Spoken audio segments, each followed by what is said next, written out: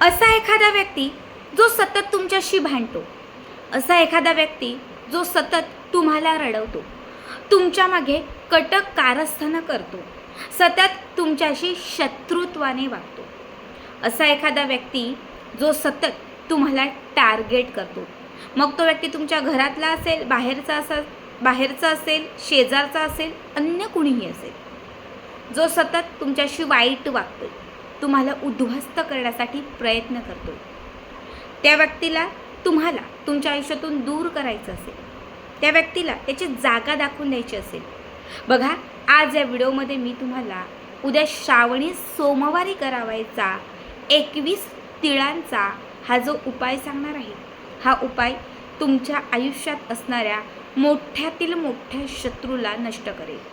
कितीही कोणी त्रास देत असेल, रडवत असेल, अगदी कितीही वाईट वागत असेल, हा उपाय केल्यानंतर हा सोमवार संपण्याच्या आतच तो तुमच्या पाया पडेल.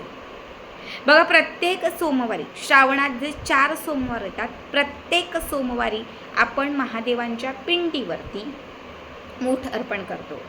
पहिल्या दिवशी म्हणजे पहिल्या सोमवारी आपण तांदळांची मूठ अर्पण केलेली आहे.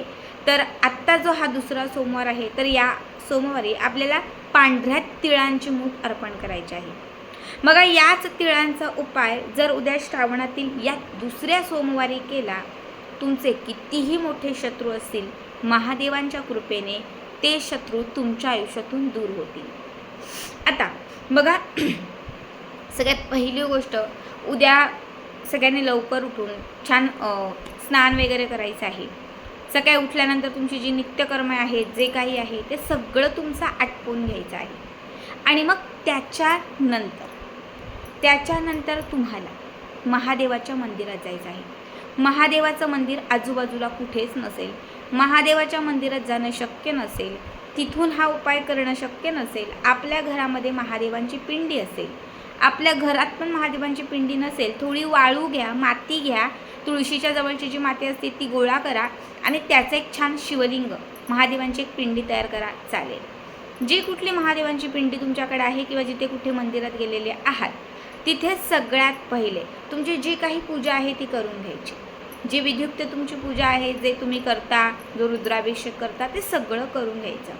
आणि मग त्याच्यानंतर आपल्या हातात तीळ घ्यायचे, जे आपण मूठ, तिळांची मूठ महादेवांच्या मंदिरावर, महादेवांच्या पिंडीवर अर्पण करणार आहोत, ती मूठ तिळांच्या आपल्या हातात घ्यायची. ही तिळांची मूठ हातात घेतल्यानंतर आपली जी काही इच्छा असेल, जे काही हवं असेल ते महादेवांना सांगायचं, साकडं घालायचं. आणि मग त्याच्यानंतर जे आपल्याला शत्रू त्रास देतात, विनाकारण आपल्याला टॉर्चर करतात, त्यांचं नाव घ्यायचं. त्यांचं नाव घेऊन महादेवांना हे शत्रुबाधा दूर करण्यासाठी प्रार्थना करून तुम्हाला महामृत्युंजय मंत्र, ओम त्र्यंबके यजामही सुगंधी पुष्टिवर्धनम उर्वारुक्मिं बंधनानं मृत्युमोक्षयमामृतात्. ओम त्र्यंबके यजामही सुगंधी पुष्टिवर्धनम उर्वारुक्मिं बंधनानं मृत्युमोक्षयमामृतात्. हा जो महामृत्युंजय मंत्र आहे त्याचा 108 वेळा जप करायचा आहे. किती? 108 वेळा जप करून तुम्हाला शत्रूचं नाव घेऊन 21 वेळा जो मंत्र मी सांगते तो व्यवस्थित ऐका किंवा लिहून घ्या. मंत्र आहे सर्व कामार्थ सिद्ध्यर्थ, सर्व कामार्थ सिद्ध्यर्थ इष्ट, सर्व कामार्थ सिद्ध्यर्थ इष्ट. हा शत्रूचं नाव घ्यायचं, सर्व कामार्थ सिद्ध्यर्थ इष्ट सागर वश वश स्वाहा. हा मंत्र बघा, जो आता तुम्हाला मंत्र सांगितलेला आहे, जिथे मी नाव सागर घेतलं आहे, तिथे तुम्हाला ज्या व्यक्तीसाठी करायचं आहे त्या व्यक्तीचं नाव घ्या. हा मंत्र 21 वेळा त्या तिळांवरती म्हणा आणि त्याच्यानंतर ही मूठ त्या महादेवांच्या पिंडीवरती अर्पण करा. ठीक आहे, ही मूठ महादेवांच्या पिंडीवरती अर्पण करून झाली की त्याच्यानंतर तुम्हाला त्याच तिळांमध्ये 21 तीळ उचलायचे आहे. किती? 21. मोजून 21 तीळ उचला आणि आपल्या घराच्या दक्षिण भागात किंवा घराचा जो मेन उंबरठा आहे, दरवाजा आहे, तर त्या ठिकाणी थोडंसं कापूर पेटवा, कापूर लावा एका वाटीत पणतीत आणि त्या कापरामध्ये बघा, त्या कापरामध्ये हे 21 तीळ घाला. 21 तीळ घालून कापूर जसा पेटेल तसे ते तीळ तडतडतील. दक्षिण भागात किंवा मेन दरवाजावरती ते तडतडतील. जसे ते तीळ तडतडतील, फडफडतील, तशी तुमच्या घरात असणारी शत्रुबाधा, निगेटिव्हिटी, नकारात्मकता घराच्या बाहेर जाईल. आता तुम्हाला याचा धूर संपूर्ण तितक्या भागामध्ये पसरवायचा आहे आणि मग त्याच्यानंतर जेव्हा ते थंड होईल, शांत होईल, तेव्हा घराच्याच बाहेर नेऊन कुठल्याही एका झाडाखाली तुम्हाला ते टाकायचं आहे. बघा, हा उपाय शत्रुबाधा दूर करण्यासाठी खूप पॉवरफुल आहे. उद्या या 21 तिळांचा जर या पद्धतीने तुम्ही मंत्रस्तोत्र करून हा उपाय केला तर त्याच क्षणात तुमचा कितीही मोठा शत्रू असेल, कितीही त्रास देत असेल, तो तुमच्या आयुष्यातून दूर होईल. दुसरा उपाय सांगते. दुसऱ्या उपायासाठी तुम्हाला एक बेलाचं पान लागेल. महादेवांच्या पिंडीवरती एक बेलाचं पान व्हायचं. 3 पानं असतात बेलाच्या पानाला, 3 पानं, 3 पानांचं एक पान. त्या 3 पानांवरती शत्रूचं नाव लिहा. कुंकवाने शत्रूचं नाव लिहा. जे काही असेल एकच नाव 3ही पानांवरती कुंकवाने शत्रूचं नाव लिहायचं.